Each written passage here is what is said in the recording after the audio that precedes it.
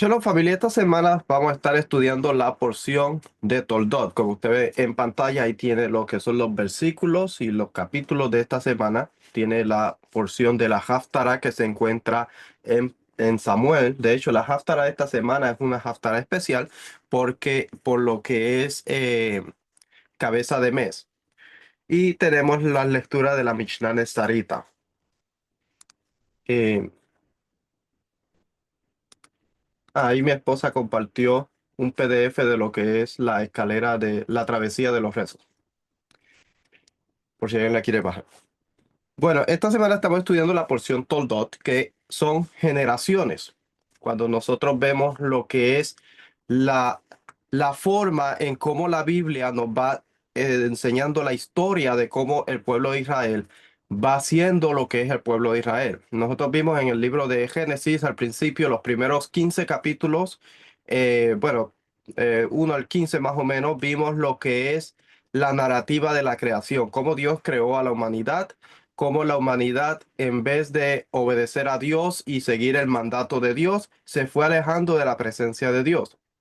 Ahora Dios, vemos cómo hubo una decreación en el libro de Génesis con la historia de Noé, porque la humanidad había opresión, había injusticia, había transgresión moral. Entonces Dios hizo una decreación para volver a crear, hacer una recreación con lo que fue el caos de las aguas la inundación, como se le quiera llamar. Hemos visto cómo no solamente en el libro de Génesis, sino que también en el antiguo Medio Oriente todos creían que había habido en algún momento dado una inundación, que había habido un tipo de destrucción.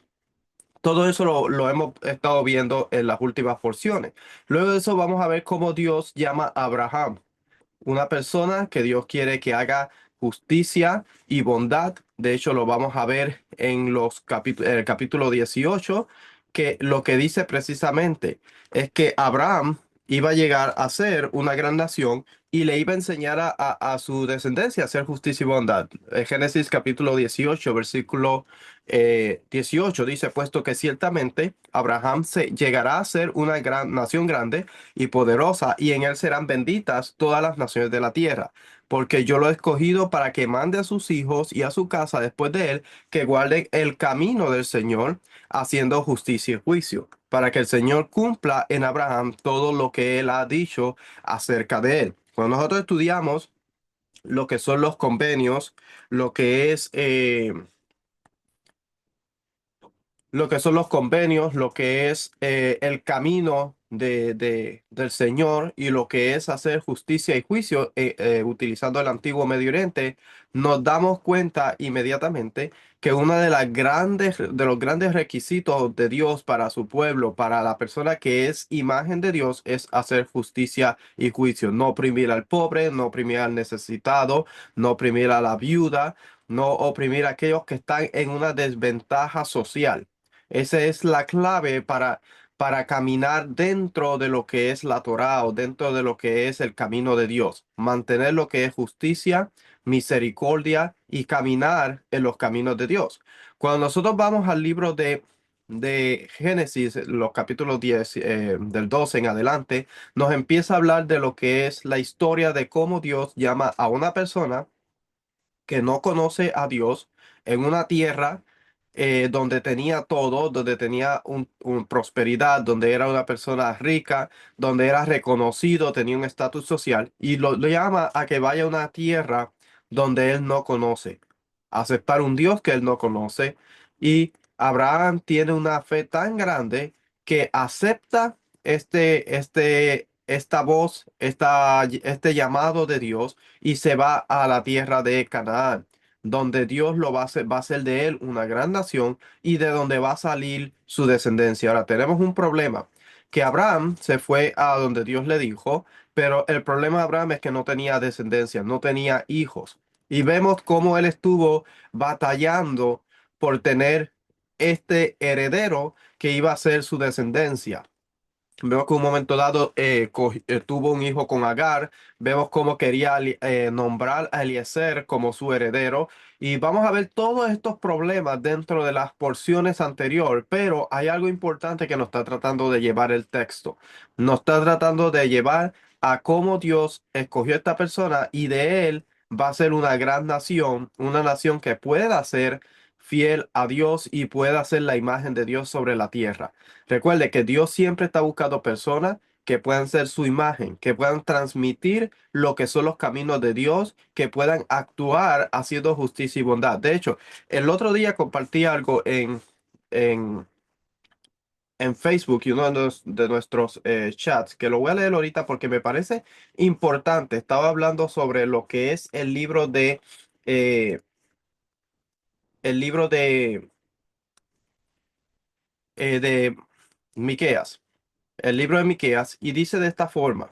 Es un comentario que encontré por ahí. Dice, la práctica de la justicia exigida a Israel en la mente de Miqueas y de otros profetas es más que una simple obediencia de las obligaciones religiosas, sociales y rituales derivadas de la ley. Implica un compromiso y una responsabilidad en la defensa de los pobres y los desválidos, para que no sean victimizados por los grupos más poderosos de la sociedad. La bondad amorosa y fidelidad de Dios a lo largo de la historia del pueblo son el modelo y el patrón de la misericordia amorosa que los profetas exigen a Israel. Generalmente se asocia con el éxodo y la alianza. Más que sentimientos humanos, la misericordia amorosa incluye la compasión y el amor firme y leal como el que existe entre los miembros de un mismo clan, tribu y familia. La misericordia amorosa es una actividad orientada a la comunidad que se expresa correctamente, protegiendo y ayudando a los necesitados y mediante un espíritu de solidaridad. El pueblo debe escuchar el corazón de Dios y su deseo de misericordia y compasión hacia los necesitados. Dios no quiere que el pueblo se limite a acudir a Él, sino que camine con Él, que vea las cosas con sus propios ojos y que se comporte con los pobres de la misma manera salvadora que que lo había hecho Dios en su historia. La humildad es la virtud necesaria para caminar con Dios, para ser siervos fieles y atentos a Dios. Entonces, aquí está utilizando lo que es lo que Dios ha hecho por el pueblo. Básicamente está explicando el comentario que los hechos que Dios ha hecho por el pueblo de Israel, por ejemplo, en Éxodo, que lo sacó de Egipto, lo protegió, le proveyó en el desierto, son el ejemplo que nosotros debemos seguir como imagen de Dios, como parte de su pueblo, proteger y cuidar a aquellos que están más necesitados de la misma forma que Dios lo hace con su pueblo. Entonces, Dios es un ejemplo de cómo el pueblo debe reaccionar ante la necesidad y ante personas que están en desventaja socialmente. Entonces, vamos a ver la historia de cómo ahora Abraham tiene una descendencia que es Isaac, y vamos a seguir viendo la descendencia de Isaac, que viene siendo Esaú y Jacob. La porción de esta semana nos habla de esa descendencia, que realmente no nos habla mucho de la descendencia, sino que nos habla más bien de la descendencia de Isaac y su descendencia. Entonces vamos a ir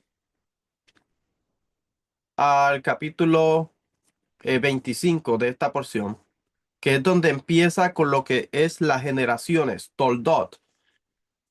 Algo interesante que va a ver es la palabra Toldot se va a encontrar en distintos lugares. La palabra Toldot o Toledot, que son descendientes, la vamos a encontrar en varios lugares, y es interesante que cuando nosotros estudiamos esta palabra, va a cambiar un poco algunas letras que vamos a encontrar en ella. Por ejemplo, Génesis 2:4 nos dice, estos son los orígenes. Cuando utiliza la palabra acá, utiliza la palabra toldot. Pero cuando utiliza la palabra toldot aquí, va a tener, dos baf para lo que son generaciones. Algo que nosotros vamos a ver en el libro de Ruth. Se va a repetir en el capítulo 4 versículo 18, que dice, estas son las generaciones. Y aquí también va a usar la palabra Toledot con dos baf. Cuando nosotros vemos la descendencia de lo que es Ismael, vamos a ver solamente con una buff. Una buff no va a estar dentro de esa palabra que nos va a dar a entender que en ese momento las generaciones de las cuales está hablando hay un cambio dentro de las generaciones. El libro de Génesis, capítulo 25, empieza a detallar dos tipos de naciones o dos tipos de personas que se desarrollan. Empieza hablando de lo que es Esaú y lo que es Jacob. La Biblia nos dice, vamos a ir al capítulo 25, versículo 19, y dice, estas son las generaciones de Isaac, hijo de Abraham. Abraham engendró a Isaac y tenía Isaac 40 años cuando tomó por mujer a Rebeca, hija de Betuel, arameo de Padán Aram, hermana de Labán, arameo. Y oró Isaac al Señor en favor de su mujer, porque ella era estéril, y lo escuchó el Señor, y Rebeca, su mujer, concibió. Y los hijos luchaban dentro de ella. Y ella dijo, si esto es así, ¿para qué vivo yo? Y fue a consultar al Señor. Entonces estamos viendo que estos muchachos están en el vientre de su madre y están luchando el uno con el otro. Ahora, recuerde que hay dos cosas bien importantes que vamos a, a considerar cuando estamos estudiando la porción semanal, especialmente cuando estamos hablando de lo que son las descendencias y los nombres de aquellas personas. En el antiguo Medio Oriente era muy importante lo que era la descendencia. Era muy importante porque eran los que se encargaban el cuidado, la protección, la provisión de la familia. No es como hoy en día que una persona se puede mantiene una pensión, si ha trabajado por toda su vida, tiene una pensión y esa pensión le puede ayudar cuando llega a su vejez. En el Antiguo Medio Oriente no era así. En el Antiguo Medio Oriente los hijos se encargaban de su familia. De hecho, cuando una persona moría, y lo vamos a ver, algo que estábamos estudiando con mi maestro Rico Cortés y Mark Chabalas, es el libro de Génesis, capítulo 12, que nos habla algo y nos da una información que antes no habíamos conectado y estábamos viendo eso esta semana pasada, que dice, por ejemplo, dice Génesis 12:1, y el Señor dijo a Abraham, vete de tu tierra y de entre tus parientes y de la casa de tu padre. Cuando está utilizando la palabra aquí de entre tus parientes, a veces pensamos que está hablando de unas personas que están vivas. No, está hablando de lo que eran los ancestros de él, lo que eran sus ancestros muertos. O sea, ya no estaban en vida. Entonces, en el Antiguo Medio Oriente, la persona cuando fallecía, sus hijos eran responsables no solamente de mantener el cuidado de lo que era el clan o lo que era sus parientes vivos o la casa de su padre, sino que también eran responsables de proveer y mantener lo que eran sus ancestros, que podrían ser generaciones de ancestros. Y la mayoría de estas personas estaban enterradas en sus casas, ya sea en su cuarto, debajo de su cuarto o en algún lado. Ellos estaban enterrados y era responsabilidad de los hijos de mantener a estas personas en un buen estatus. Por ejemplo, era darle comida, alimentarlos, hacer libaciones por ellos. Esto era parte de la práctica. Entonces, cuando nosotros estamos viendo el capítulo 12 y entendemos que no solamente Dios le dijo a Abraham que se fuera de su clan, de la familia inmediata que estaba viva, sino de aquellos ancestros que se desligara de aquellas personas que habían muerto. Entonces, esa era la importancia en el antiguo Medio Oriente de lo que eran los hijos, que pudieran proteger y mantener no solamente viva el nombre familiar y el clan, sino también cuidar de aquellas personas que estaban muertas ya, que ya obviamente necesitaban, según el antiguo Medio Oriente, alguien que les diera de comer y cosas así. Entonces estamos viendo, por eso era la importancia del primogénito, porque era el que iba a actuar en ese momento. Vamos a ver si vemos si las notitas aquí nos quieren abrir. Pues parece que... Deme un momento, vamos a cerrar aquí esto porque no me está funcionando. Eh, Logos. Problema de la tecnología, a veces muy buena que termina fallando. Logos, ok. Vamos a ver acá.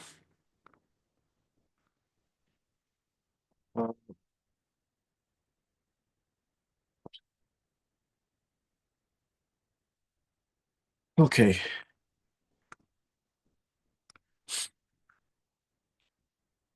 Pues entonces vamos, ahora que vamos a seguir estudiando, vamos a ver la primogenitura, cómo se mantiene la primogenitura. Pero vamos a seguir una secuencia de línea de lo que es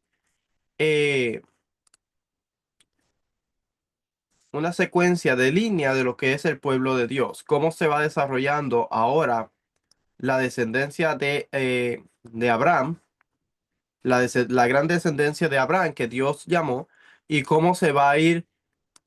eh, cómo se va a ir desenvolviendo esta descendencia hasta que llegue a ser lo que fue más tarde en Egipto. Vamos a ver si podemos abrir esto de otra forma porque no quiere abrir. Eh,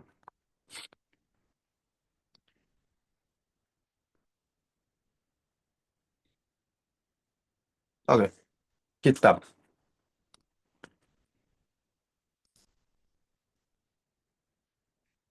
Oh, ahí va. Ok.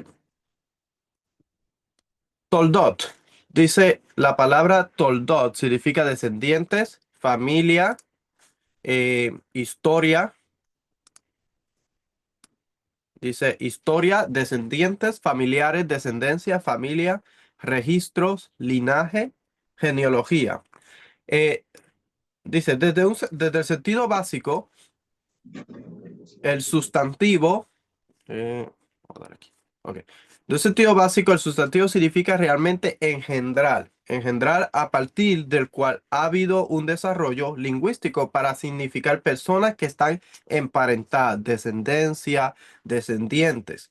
En la fórmula Toledot o LE Toledot, sin embargo, que a veces aparece, aparte de genealogía propiamente dicha, con su lista de nombres, el significado contextual es más bien familia, clan o historia. Por ejemplo, en Génesis 2:4 que leímos ahorita, que habla de lo que son los comienzos de lo que es la creación.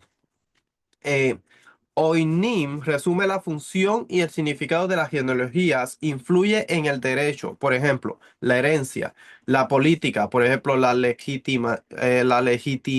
legitimación, la sociología, por ejemplo, el prestigio, la historia, fuente para la historiografía, y la psicología, por ejemplo, la identidad, y la religión, por ejemplo, la elección, la paternidad de Dios. O sea que cuando estamos hablando de nosotros de lo que es descendencia, tenemos que considerar todos estos puntos importantes.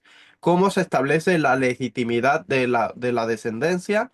Debemos también considerar lo que son los estatus sociales. Por ejemplo, los reyes se mantenía una línea de las familias para saber quién era descendiente de ese rey.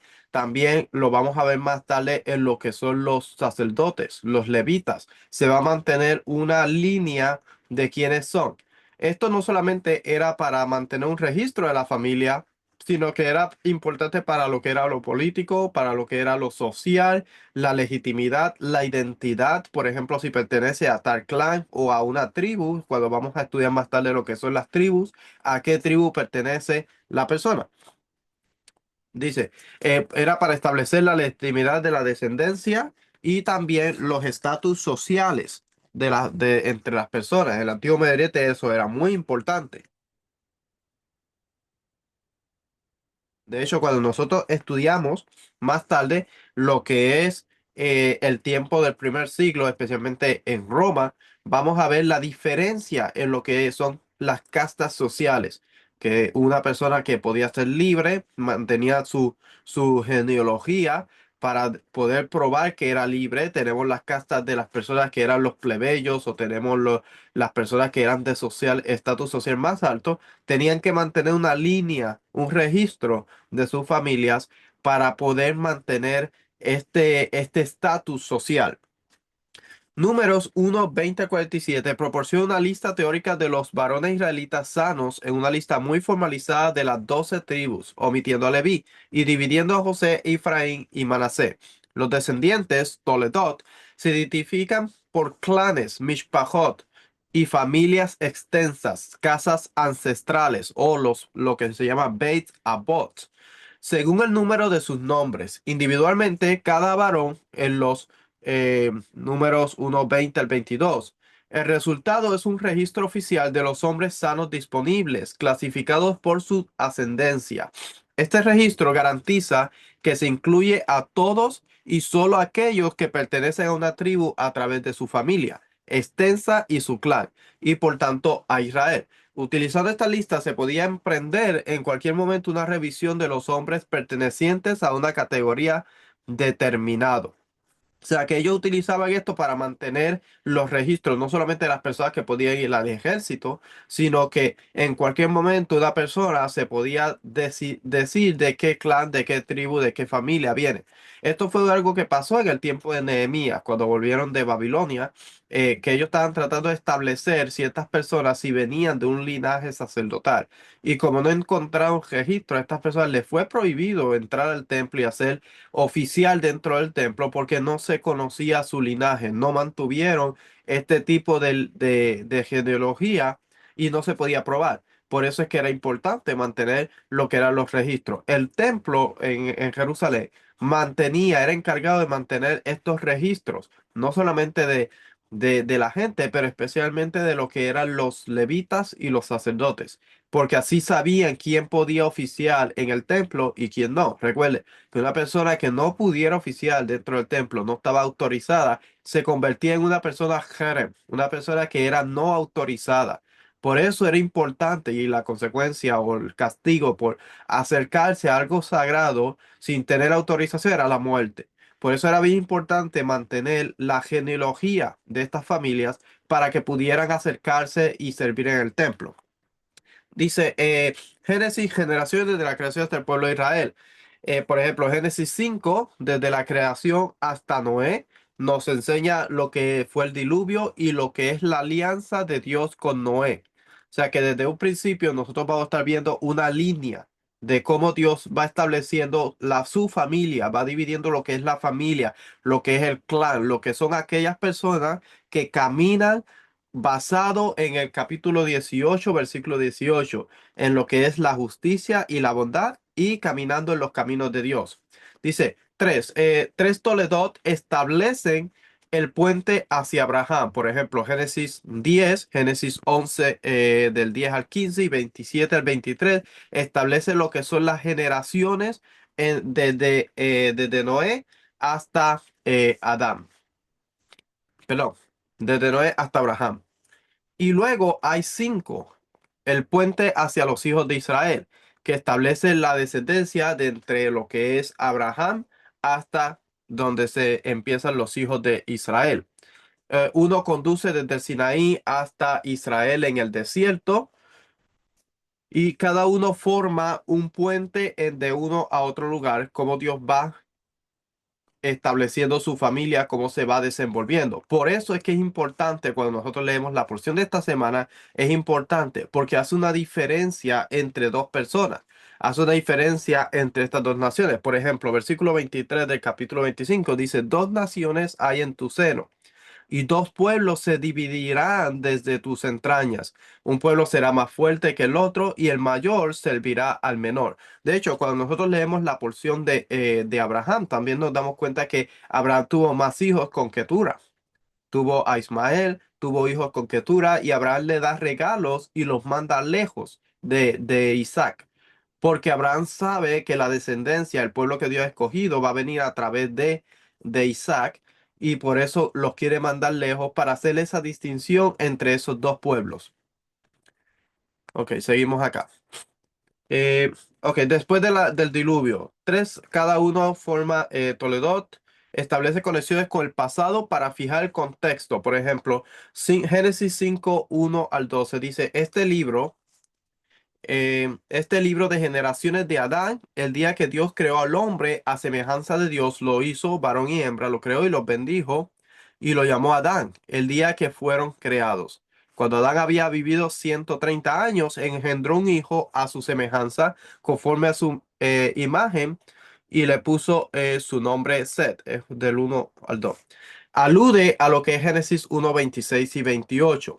Por ejemplo, dice, y dijo Dios, hagamos al hombre a nuestra imagen, eh, conforme a nuestra semejanza, y ejerza dominio sobre los dominio sobre los peces del mar, sobre las aves del cielo y sobre los ganados, sobre toda la tierra y sobre todo reptil y sea arrastrado sobre la tierra. Creó pues a Dios al hombre a imagen suya, a imagen de Dios lo creó, varón y hembra los creó. Y los bendijo Dios y bendijo y ser fecundo y multiplicado y llenar la tierra y subyugarla, ejercer dominio sobre los peces del mar, sobre las aves del cielo y sobre todo ser viviente que se mueve sobre la tierra. Luego tenemos Génesis 6:9 que hace eco en lo que es Génesis 5:24, 6:10 y se repite en lo que es Génesis 5:32, que dice, y Noé tenía 500 años y engendró a Sem, a Cam y a Jafet. Después del diluvio vamos a tener lo que es Génesis 10:1, que nos empieza las generaciones de Sem, Cam y Jafet y se conecta con la vida de Noé y la descendencia de ellos. Por ejemplo, acá dice Génesis 11:10, estas son las generaciones de Sem. Sem tenía 100 años y engendró a Arfad 2 años después del diluvio. Y vivió Sem 500 años después de haber engendrado a Arfad y engendró hijos e hijas. Nos va dando la genealogía, la importancia de lo que es la genealogía. Génesis 25:12 cita el nacimiento de Ismael. En Génesis 16:15 nos habla de lo que es Agar. Génesis 25:19 nos habla lo que es el nacimiento de Jacob, perdón, sí, de Jacob y Esaú. Y continúa se conecta con, nos recuerda lo que es, por ejemplo, en Génesis 28:8, que es Esaú y las hijas de Canaán, y la forma como no agradaban a su familia. Y Génesis 36:9, que nos dice, estas son las generaciones de Esaú, padre de los edomitas, de la región montañosa de Seir. Establece una línea de la descendencia de Esaú. ¿Quién es Esaú? ¿Qué era lo que hacía Esaú? Que más tarde nos vamos a dar cuenta que inclusive el pueblo de Israel tuvo un tipo de roce con lo que era Edom, que se convierte más tarde Edom, y es lo que es la descendencia de Esaú. Génesis 37, 2 nos habla de la historia de las generaciones de Jacob. Nos habla de cómo Jacob tuvo sus hijos y a José y por ahí sigue. Génesis 35, 22 al 26 nos habla de los hijos de Lea. Nos habla de los hijos de Raquel, nos habla de los hijos de las siervas de Jacob, donde los hijos de Jacob aparecen en la genealogía de Isaac. Y números 3:1 en el tiempo en que Dios habla a Moisés en Sinaí, se conecta con Éxodo 24:17 que nos habla de cómo apareció en ese momento la gloria de Dios y el pacto que Israel hace en el monte Sinaí. O sea que desde el libro de Génesis se va conectando la genealogía a través de la historia hasta que llega el monte Sinaí, que se hace el pacto donde podríamos decir que se cumple una de las promesas que Dios le hizo a Abraham, que Dios hizo una gran nación del pueblo de Israel y ahora Dios va a liberar a este pueblo y lo va a llevar a la tierra de Canaán, que es la promesa que Dios le hizo a Abraham. Dijo que iba a descender a Egipto, iban a ser esclavos por 400 años, pero que también los iba a sacar de ahí y los iba a traer a la tierra de Canaán. Estamos viendo la conexión de la importancia de la genealogía. Cuando nosotros trazamos la genealogía, cómo podemos ver la provisión, la protección de una familia a través de la historia, cómo Dios la protege, porque vamos a ver con Abraham lo que pasó con su esposa, luego con Isaac, vamos a ver cómo el pueblo fue llevado cómo vendieron a José y cómo el pueblo fue llevado a vamos a decir, las tribus de Jacob o los hijos de Jacob fueron más tarde esclavizados cuando se multiplicaron en Egipto y cómo Dios los protege, los cuida, los defiende, los saca en el libro de Éxodo y los lleva al monte Sinaí, hace un pacto y una alianza con ellos para llevarlos a la tierra y así cumplir la promesa que Dios hizo con Abraham. Parte de la historia, cómo nosotros podemos conectar la porción de esta semana a través de la genealogía. Ok, capítulo 25. Dice, y los hijos, versículo 22, y los hijos de luchaban dentro de ella, y ella dijo, si esto es así, ¿para qué vivo? Y fue a consultar al Señor. Vamos a ver aquí un poquito sobre esto. Dice, no solo relató no solo relato no solo el relato del difícil embarazo es único en la literatura bíblica, sino que además el hebreo utiliza un verbo inusual, sestu, que literalmente significa se aplastaron, se empujaron el uno al otro y se presagia la futura relación hostil entre los hijos que están a punto de nacer. Cuando nosotros vemos esta palabra acá, la palabra luchaban entre ellos, esta palabra que puede representar la hostilidad que tenían entre ellos. Dice que luchaban, quiebre, pedazos, desanimara, maltratar, malos, astillada, oprimido, oprimió. Y vemos la palabra aquí que halot significa oppress.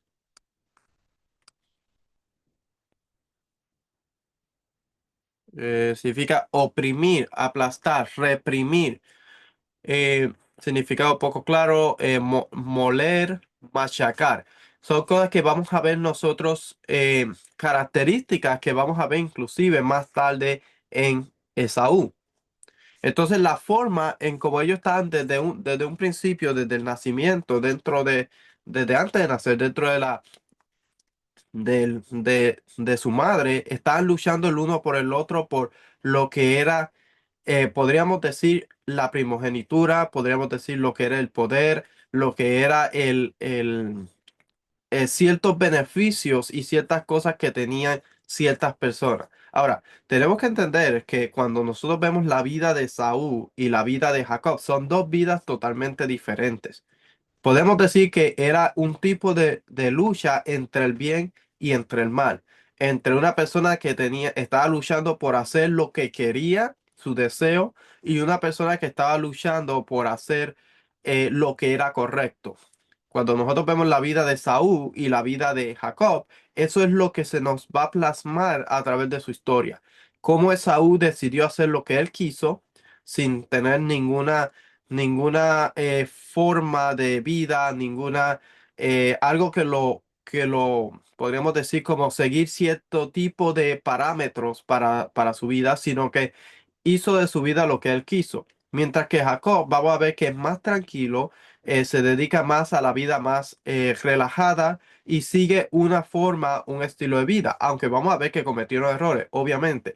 Familia, cuando estamos estudiando la Biblia, algo bien importante que debemos considerar es que dentro de la Biblia hay personajes que siempre tuvieron errores.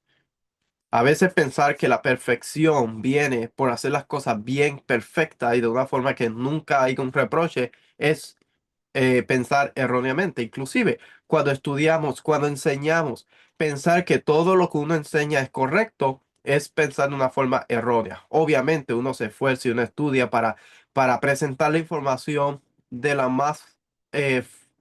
forma más fiable, más validada, pero no significa que uno no se pueda equivocar. Y lo mismo pasa con las personas en la Biblia. Ellos cometían errores, ellos se equivocaban, hacían cosas que iba inclusive en contra de Dios en algunos momentos dados.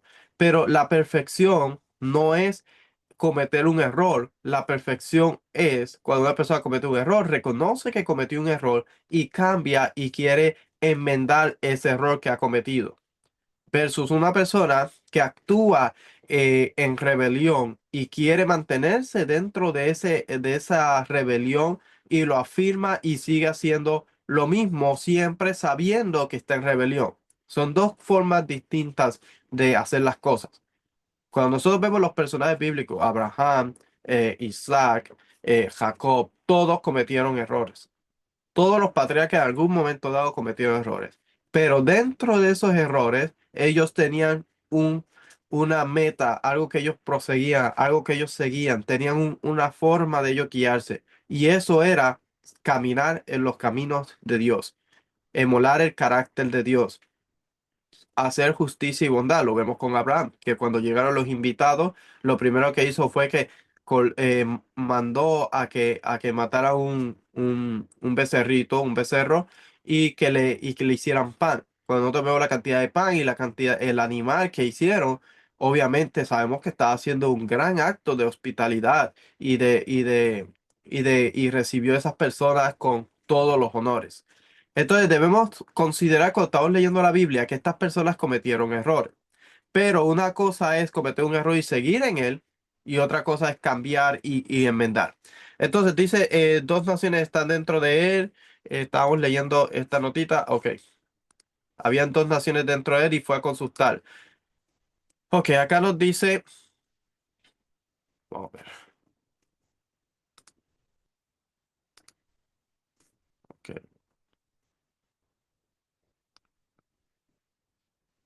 vamos a ver aquí esta nota. Ok, vamos a ver aquí.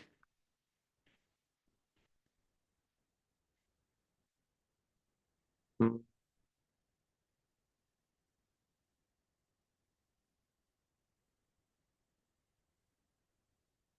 Bueno, vamos a ver. Génesis 22. Tengo que tener la notita por aquí. Ok, acá. La historia de Isaac, interrumpida por la genealogía del capítulo 25, ahora hincapié en el nacimiento de Esaú y Jacob, en la rivalidad entre ambos. Estas narraciones presentan la antigua creencia de que la amarga hostilidad que marcó las relaciones posterior entre los pueblos de Israel, Edom, tuvo su origen en la experiencia prenatal de sus padres fundadores, que eran gemelos. Por ejemplo, la idea de Jacob e Israel y Esaú y Edom eran hermanos se expresa en varios textos bíblicos. Por ejemplo, Deuteronomio eh, 23:8, que nos dice, eh, los hijos de la tercera generación que les nazcan podrán entrar en la asamblea del Señor, que habla, no aborrecerás al edomita porque es tu pariente. También Números 20:14, que nos dice, Moisés envió mensajeros desde Cadés al rey de Edom, diciendo, así ha dicho tu hermano Israel, tú sabes todas las dificultades que nos ha sobrevenido.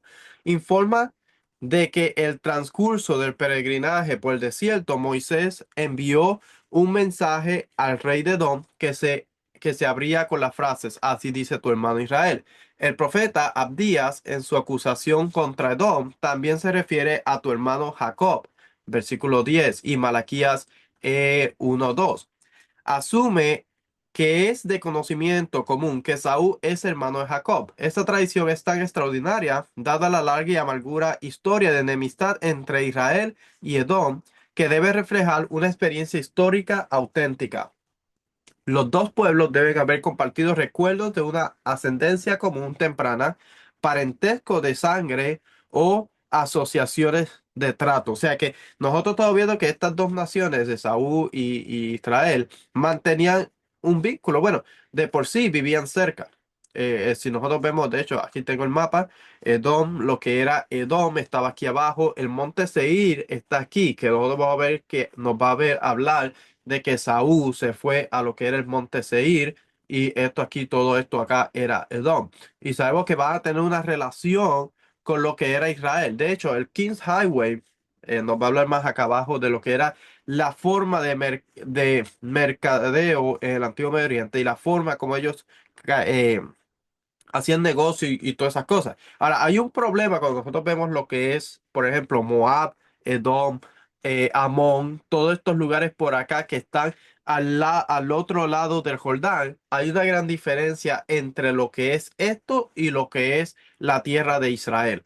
La gran diferencia es, y siempre va a ser, es la forma de cómo la fertilidad de la tierra y la forma en cómo la tierra era regada con agua y cómo se mantenía.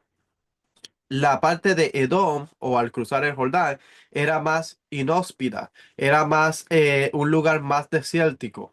Entonces, mientras que dentro de lo que es el Jordán para el otro lado, vamos a ver que la tierra es más fructífera. Y era siempre, de hecho, este siempre ha sido un problema de contienda porque mantenía, obviamente, que la vida era muy importante en el antiguo Medio Oriente y si las personas podían tener acceso a agua o lugares que tuviera comida, pues obviamente todo el mundo iba a luchar por eso. Otra cosa importante eran las caravanas de mercadeo.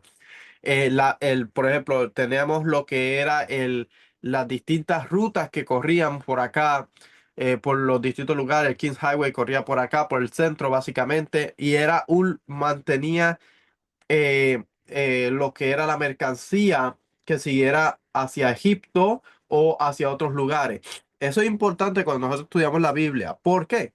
Porque cuando nosotros vemos que la persona que controla lo que es las carreteras o el negocio, las personas que controlan lo que es el agua y la comida, obviamente son las naciones que van a prosperar en el Antiguo Medio Oriente y todo el mundo va a querer vivir en esa zona y controlar esa zona. Israel precisamente está en el centro de todo. Israel tenía todo lo que eran las carreteras, podía controlar las carreteras, la mercancía, tenía agua, tenía lo que es fertilidad en la tierra era fructífera y todo eso lo tenía Israel. Obviamente que es una tierra envidiable. Nosotros lo vemos en el capítulo, creo que es el capítulo 15 de Génesis.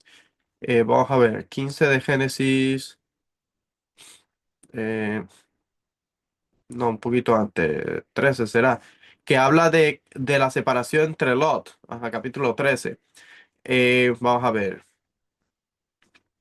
Ajá, versículo 10 dice, y alzó Lot los ojos y vio todo el valle de Jordán, el cual estaba bien regado por todas partes. Esto fue antes de que el Señor destruyera Sodoma y Gomorra, como el huerto del Señor, como la tierra de Egipto rumbo a Zoar. Entonces, y dice, y escogió Lot para sí todo el valle del Jordán, y viajó Lot hacia el oriente, así se separó el uno del otro. O sea que estamos viendo cómo Lot vio esta región por acá que era muy buena. Entonces decidió escoger esa región. Y ese problema vamos a verlo a través de toda la historia. Por ejemplo, acá nos dice, fue esta realidad geográfica la que engendró la hostilidad entre ambos pueblos. La parte occidental de la patria edomita gozaba de una ventaja estratégica y climática. Sus escarpados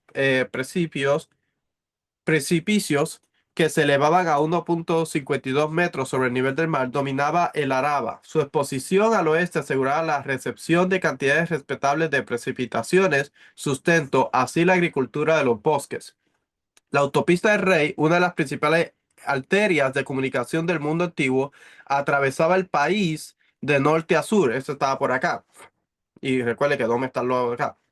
Esto le daba control sobre el preciado comercio caravanero de la India a sur de Arabia y lo conectaba con Egipto, Siria, Mesopotamia. Puñón, una importante mina y fundición de cobre, también estaba situada en lo que era Edom.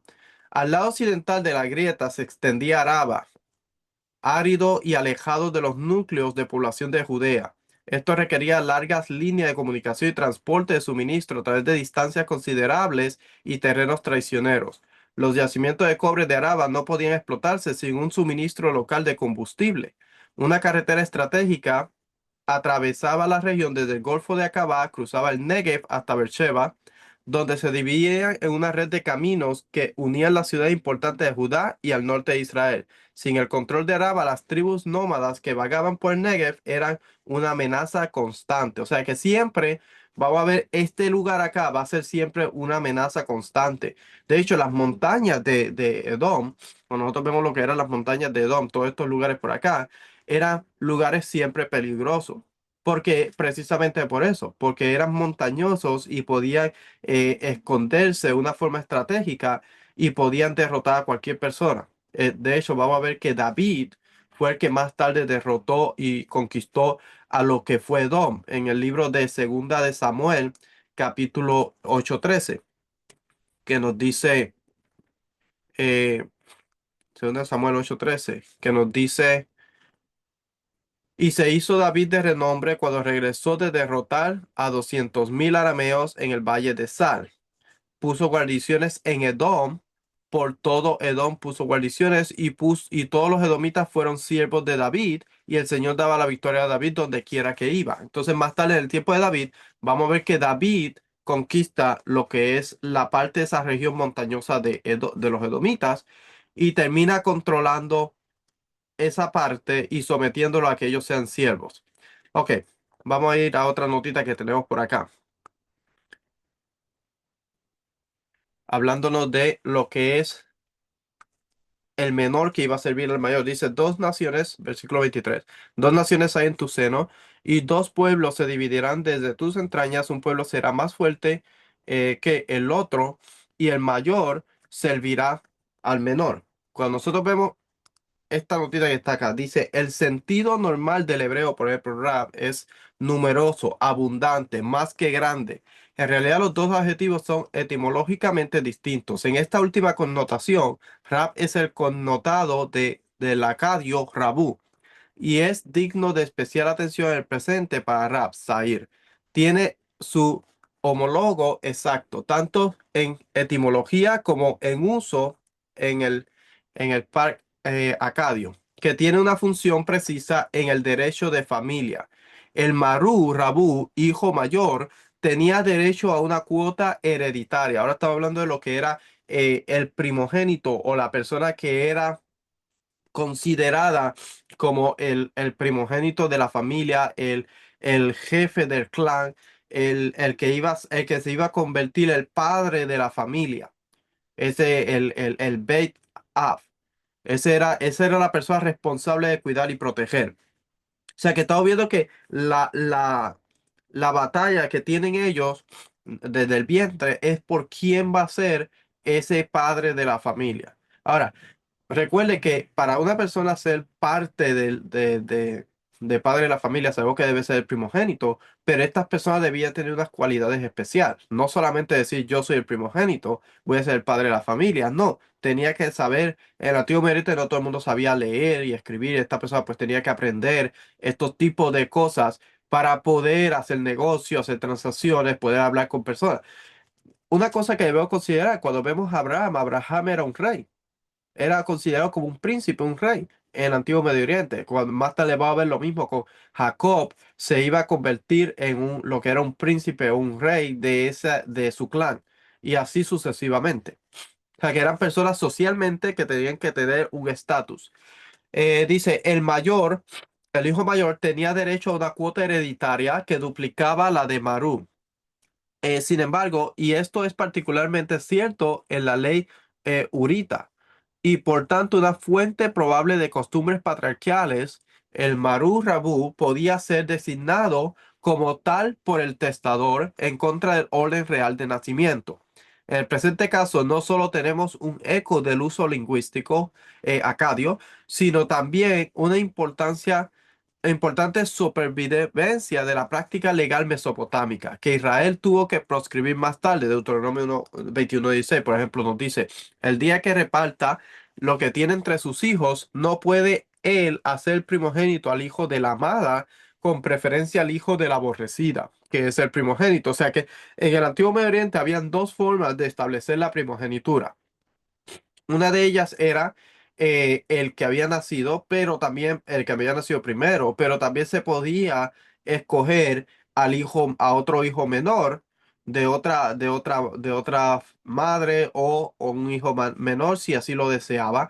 Más tarde nosotros vamos a ver que inclusive la misma Torá lo va a cambiar. La ley en Israel va a cambiar eso, y la persona que es el hijo que sea primogénito, que nace primero, ya sea de la primera esposa, tiene que ser considerada, o de la otra esposa debe ser considerado como el primogénito. Ok, dice Deuteronomio 21, dice, la tradición que subyace a esta narración, así como la del capítulo 27, emplea un motivo auténtico y antiguo cercarse en la prehistoria conjunta de Israel y Edom. O sea que la primogenitura en este momento era lo que ellos estaban disputando, lo que ellos querían, cada uno quería ser el primogénito, quería ser el líder de la familia en ese momento. Por eso dice que en este Dios le dice a Rachel cuando ella va perdón, eh, a Rebeca, le dice que hay dos naciones dentro de su vientre, una mayor, una que va a servir y va a ser mayor, y que el mayor va a terminar sirviendo a lo que es el menor.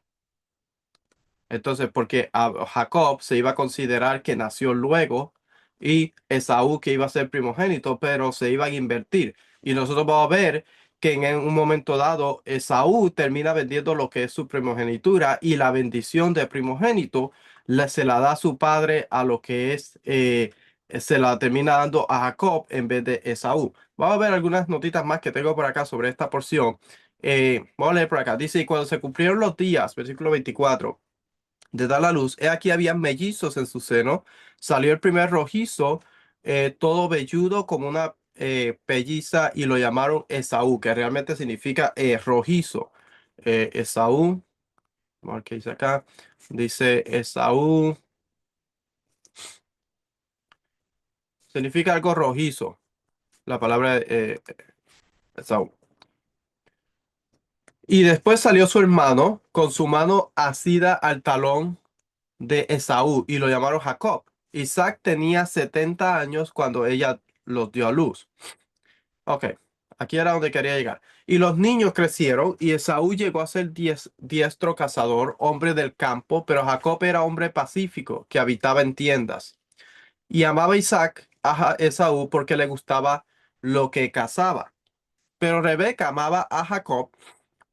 Un día, cuando Jacob había preparado un potaje, Esaú vino del campo agotado. Y Esaú dijo a Jacob, te ruego que me des de comer un poco de ese guisado rojo, pues estoy agotado, por eso lo llamaron Edom.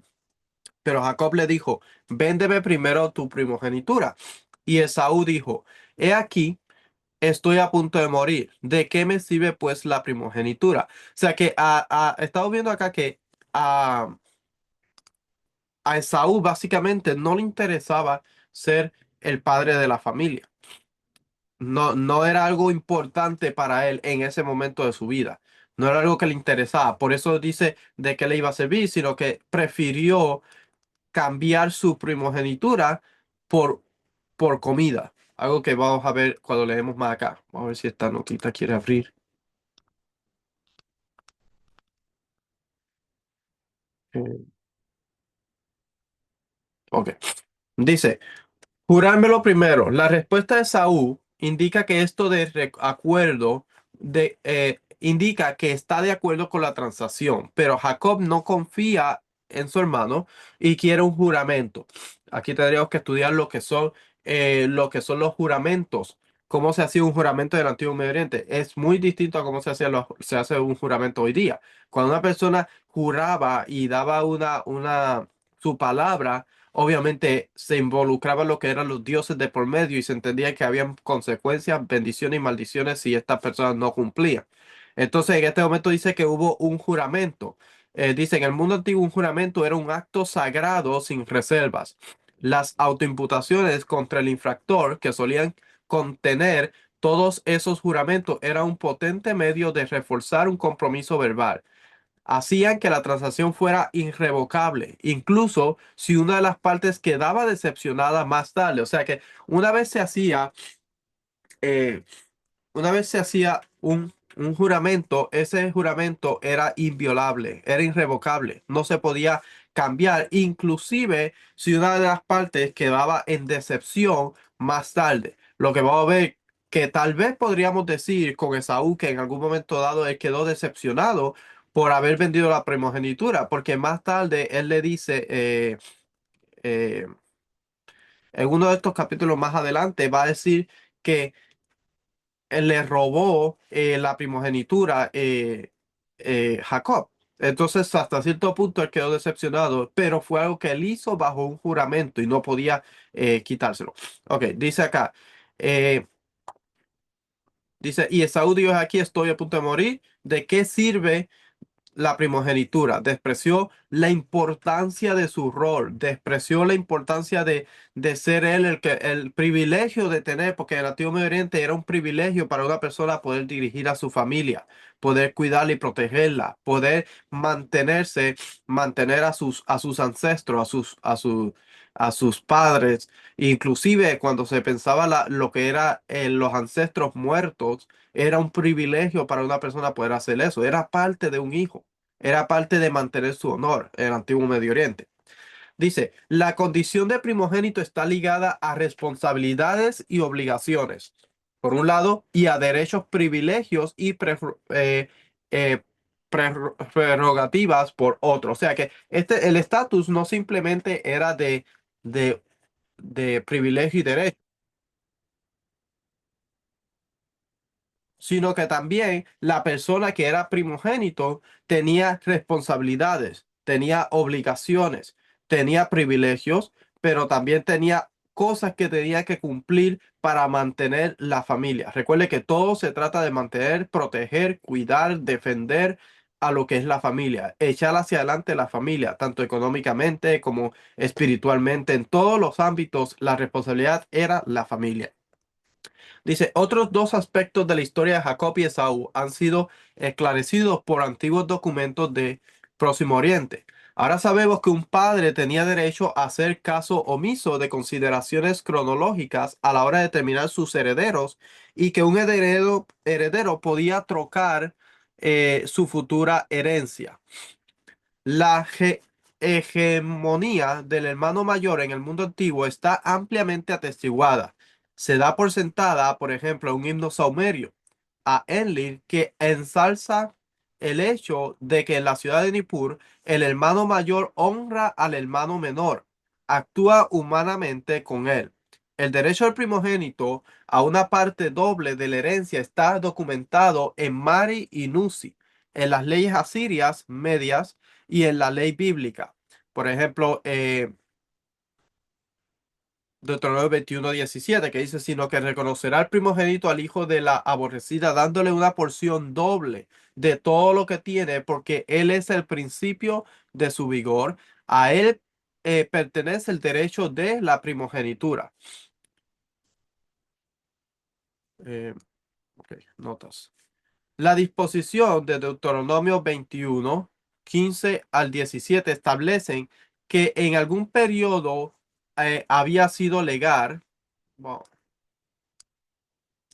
ok, algún periodo había sido legal y socialmente aceptable en Israel que el padre ignorara la antigüedad de nacimiento. Sabemos también que Jacob privó a Rubén de su primogenitura, acontecimiento que se conmemora en el poema de lo que es Génesis 49, 3 al 4, que dice, Rubén, tú eres mi primogénito, mi poderío y el principio de mi vigor, prominente en dignidad y prominente en poder, In- incontrolable como el agua, no tendrás preeminencia, porque subiste a la cama de tu padre y profanaste el súbito en mi lecho. O sea, que estamos viendo las leyes de Nusi, de Mari, que se aceptaba escoger otro primogénito, mientras que más tarde la Torá lo prohibió.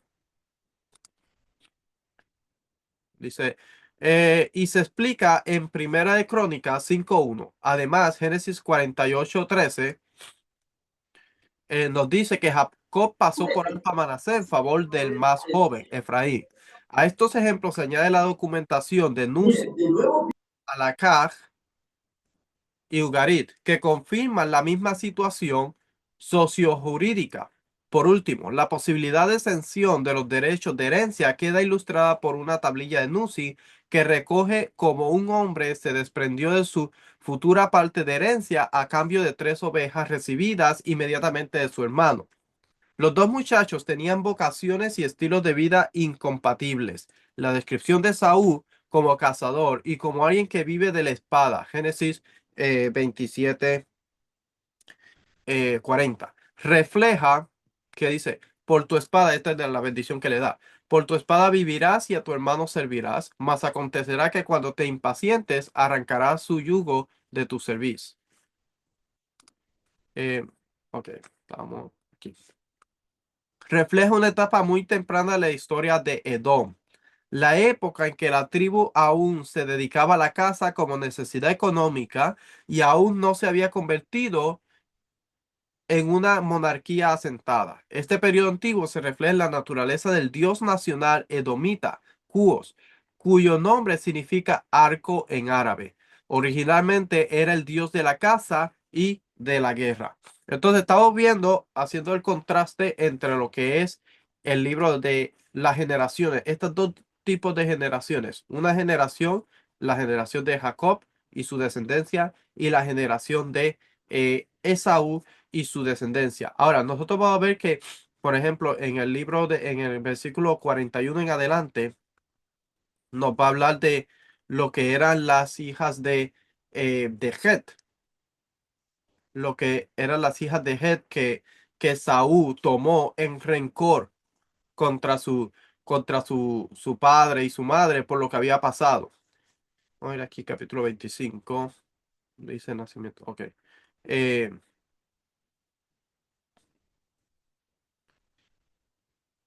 ok, vamos a ver más tarde lo que es lo que es eh, el rencor de Saúl al tomar las mujeres, las distintas mujeres de otros lugares que eran aborrecidas, no solamente para Jacob, pero para Isaac, sino que para toda su familia, inclusive Abraham, porque Abraham mandó a buscar mujer para Isaac en otro lugar y no tomó de las mujeres cananeas. Algo que vamos a ver más tarde en los siguientes capítulos, se ahora relata más bien lo que era la vida de Isaac, cómo Dios renueva con Isaac la promesa. Y algo bien importante del capítulo 26 que vamos a ver cuando Dios renueva su promesa con Isaac, es lo mismo que le dijo a Abraham.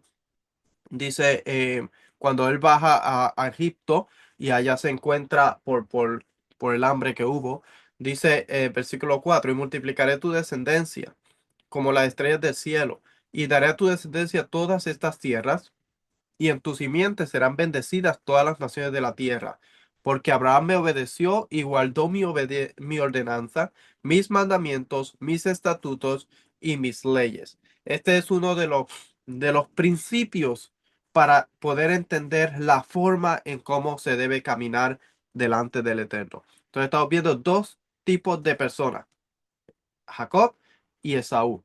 Uno que tomó un camino y el otro tomó un camino, otro camino. Son dos personas con personajes distintos, formas de vida distintas, pero que cada uno en un momento dado tuvo que tomar una decisión a dónde iban a dirigirse sus pasos. La clave para todo en cuestión de la descendencia, la persona que sigue a lo que es lo establecido por Dios, es querer ser imagen de Dios. Y hace un tiempo atrás estábamos hablando lo que era la imagen de Dios. ¿Qué representa ser imagen de Dios? Vamos a ver que lo importante que Dios siempre le va a recargar a toda su descendencia es lo que es caminar en justicia y bondad y obedecer a Dios guardando su ordenanza, sus mandamientos y sus estatutos. Cosa que de aquí vamos a sacar para más tarde el estudio de lo que son los mandamientos. La forma en cómo se interpreta el caminar delante de Dios, cómo se interpreta el caminar en lo que es en los pasos de Dios, lo que se interpreta como es ser imagen de Dios o ser un representante de Dios en la tierra, es basado en lo que es guardar la obediencia, guardar la ordenanza, los mandamientos, los estatutos y las leyes. Términos distintos que utiliza aquí, por ejemplo, utiliza Mishmar para guardar mandamientos, usa Mishbot, estatutos Hukot y lo que son las leyes que es Torah y a veces se utiliza para Mishpatim, tres términos distintos que se van a utilizar para más tarde lo que es la ley que Dios le da al pueblo de Israel en el monte Sinaí, los distintos mandamientos que Dios establece, las distintas leyes y los distintos estatutos para que el pueblo pueda vivir de una manera específica, para que pueda mantener un cerco alrededor de lo que es el pueblo de Dios y que pueda reflejar la imagen. Siempre con unos mandamientos justos, manteniendo un ejemplo para las demás, o siendo un ejemplo para las demás naciones del Dios santo, justo y bueno que el pueblo de Israel tiene. Hoy día nosotros podemos gozar de lo mismo. Solamente tenemos que comprender un poquito para qué son los mandamientos, para qué Dios establece esa distinción. Dios quiere que el mundo vea una diferencia entre lo que es el pueblo que sigue a Dios, que camina en sus mandamientos, no porque Dios se lo impone o porque Dios le exige, sino que porque Dios hizo un juramento con Abraham y fue fiel con Abraham y su descendencia. protegió a su descendencia. Después, cuando el pueblo de Israel clama en Egipto, Dios escucha su clamor y basado en el juramento que Dios hizo con Abraham, Dios actúa en pos de aquellos que son oprimidos, del que es del pobre, de la viuda y del necesitado y del que clama a Dios porque es oprimido por una persona, en este caso Egipto. Y Dios actúa, lo libera, lo lleva al monte Sinaí. Y porque Dios es un Dios benevolente y bueno, misericordioso y que protege al inválido, al necesitado de la viuda, obviamente el pueblo de Israel reconoce y lo adora y lo adopta como su Dios. Dios, el brazo de Dios, su misericordia, su protección no se ha agotado hasta el día de hoy. Sigue siendo lo mismo. Cuando nosotros sabemos y reconocemos lo bueno y lo justo, lo misericordioso que Dios es, nosotros entonces haremos lo mismo que hizo Abraham. Obedeceremos y guardaremos sus ordenanzas, sus mandamientos y sus estatutos y sus leyes, porque nosotros sabremos que Dios es un Dios justo y que Dios no va a hacer nada para oprimir o para hacer algo que vaya a afectar a su pueblo.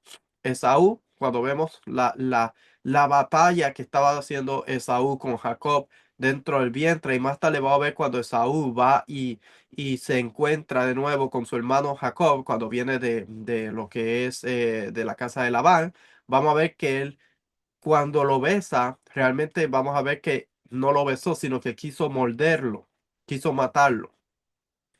Vamos a ver que Esaú va a seguir con esa lucha en contra de Jacob. Entonces, la forma de actuar de Esaú y Jacob va a ser algo que va a seguir siendo una lucha por quién quiere dominar y quién quiere controlar.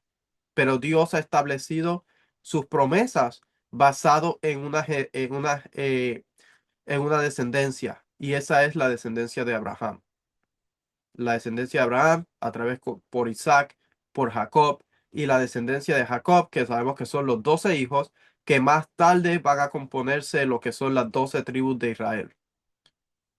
Ese ha sido el pueblo que Dios ha escogido, el pueblo que Dios ha elegido, el pueblo por quien Dios siempre va a luchar y el pueblo por quien Dios va a proteger. Es al pueblo que Dios le ha dado la tierra de Israel, el pedazo de Israel de los límites que establece dentro de la misma Biblia, es al pueblo de Israel que Dios le ha dado.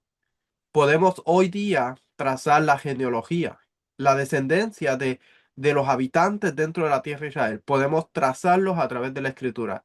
Por eso es que la genealogía, los toldot, es tan importante cuando nosotros leemos estos sinfines de nombres en la Biblia.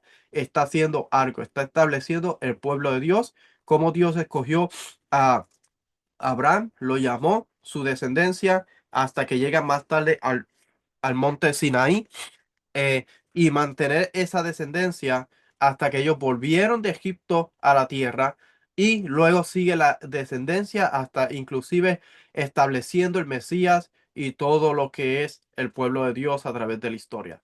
Espero que este estudio sea de bendición y que podamos eh, no simplemente dejar de pelear contra aquellos, el pueblo que Dios ha escogido, sino que buscar unirnos a Él, porque cuando nos unimos a Él hay bendición. Cuando nos unimos al enemigo, al que está tratando de pelear y guerrear en contra del pueblo de Dios, sabemos que va a haber un tipo de consecuencia, porque la Biblia dice que Dios le prometió a Abraham y le dijo, yo bendeciré al que te bendiga y maldeciré a los que te bendigan. Eh,